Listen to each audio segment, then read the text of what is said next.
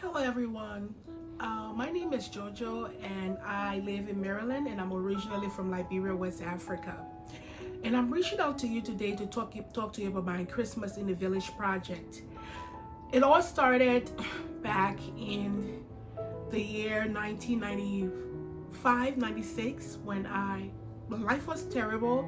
I had a very bad life and we had war in my country and things were so difficult with me and I made some choices I was not too proud of because at the time it was called survival.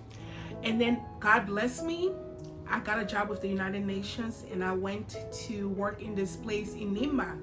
I'm originally from Nimba County in Liberia, but then I was assigned between Grange there County and then the DLR Toll Town. So I'm familiar with all those towns in Nimba County where I'm from, but we grew up in the city.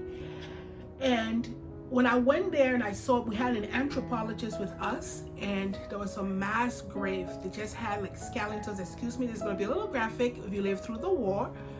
And I said to myself, I knelt down on the Cestus River and I said, God, I've had a really tough life. And if you bless me, if you change my situation, if you create opportunities for me, if you open doors for me, I will come back and I will give back to your people whatever I have, the little I have. I will find people of like minds that can join me, that can partner with me to help people, underprivileged people in the world. And God saw the sincerity of my heart. God bless me. I won the Lotto visa. I came to America, and since 1997 when I came to America, I have just done that because God is not a toy to play with. When you make promises, even when I was going through my tough times and everything in life, I was still keeping up my covenant because God is a covenant God. And I continued doing this all along. And then I was in Minnesota at the time. It was so easy to do because I was working at the city of Minneapolis with the government. I had partnership with the U.S. Marine Toys for Tots. I had partnership with Years Life in the City, Feed My Starving Children, the OC Ministry of the Methodist Church. So my base was rooted in Minneapolis at the time, and it was very easy for me to get a lot of things because I work for the government and I partner with the police, and I created Toys for Tots program in Minneapolis wherein I was able to create a breach where I brought the Minneapolis police together and the local residents, and of course African American population, who all did Toys for Tots projects, and I would get food and distribute to single mothers. I would do Toys for Tots, and I was the group process facilitator of all of the neighborhoods in North Minneapolis. So those are the things I was involved in because I was hopefully going to go into politics one day, but then life changed. Moving forward, I moved over to Maryland, and I felt that was going to be it was a little setback for me because I was leaving everything I had. I was leaving all of my support system.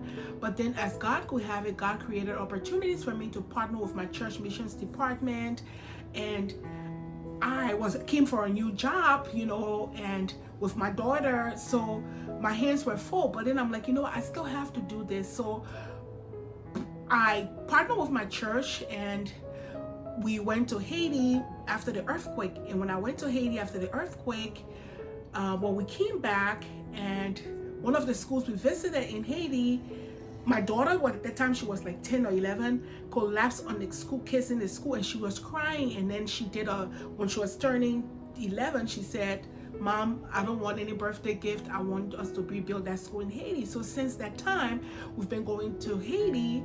We'll do Christmas projects. We'll send food. We'll send things to Haiti. And then I also do that in Liberia as well. And the reason for this long background is that I need your help.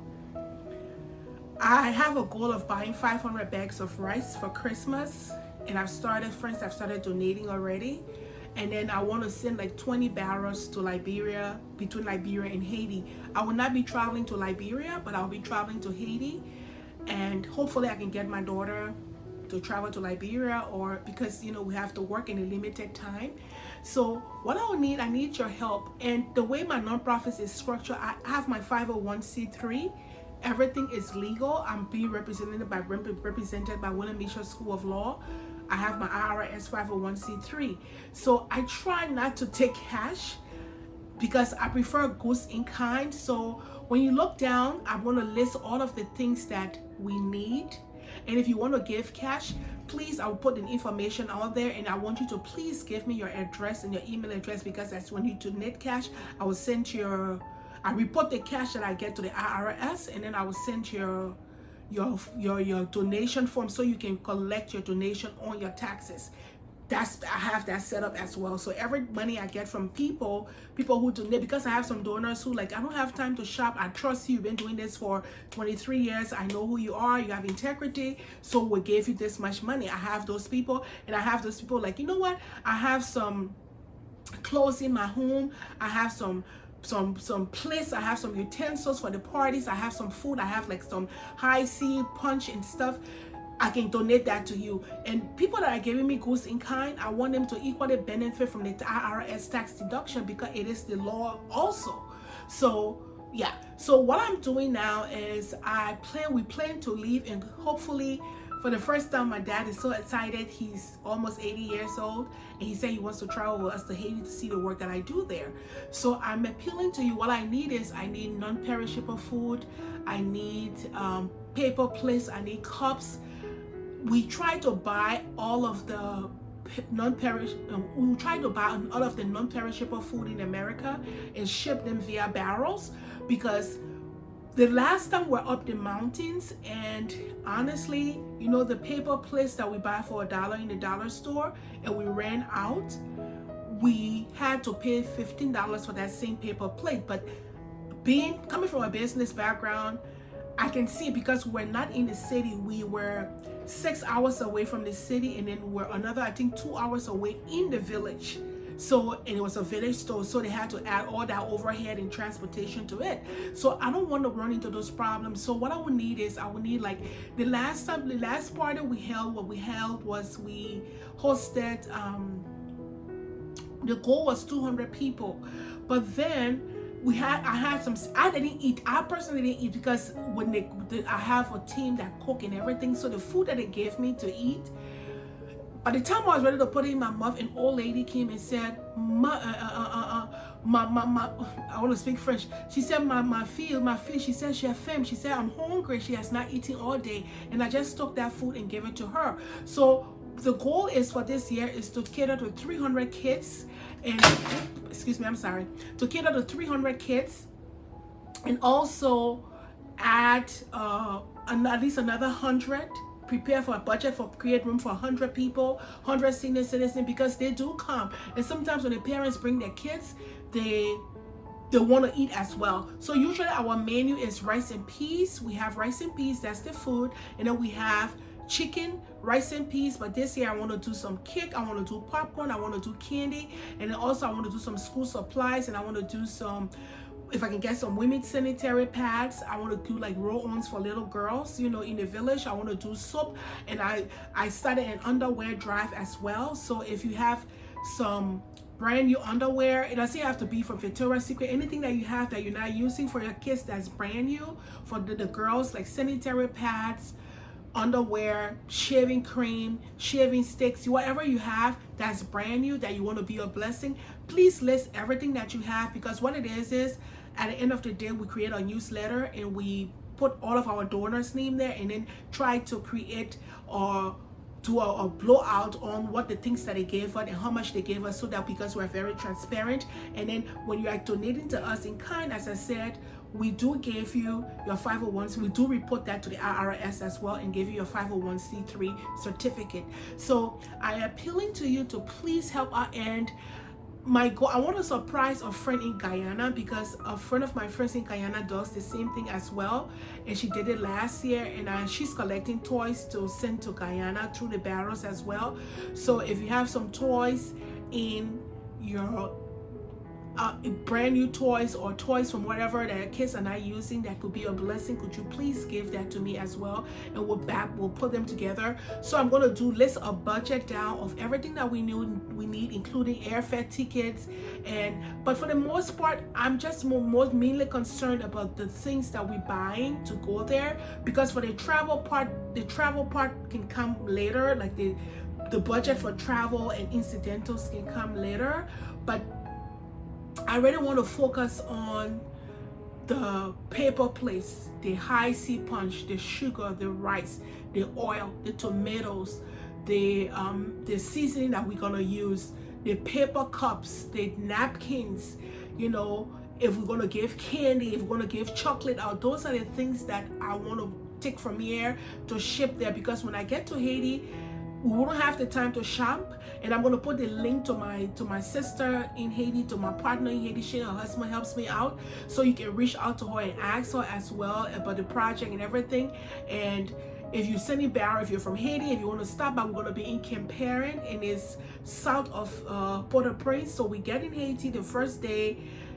Based on the time of our flight, we rather sleep in Port-au-Prince, and then we take a bus or we get a car and we drive all the way to Camparin, and we will arrange accommodation as well. So if you're interested in coming with us to Haiti, let me know, and then we can.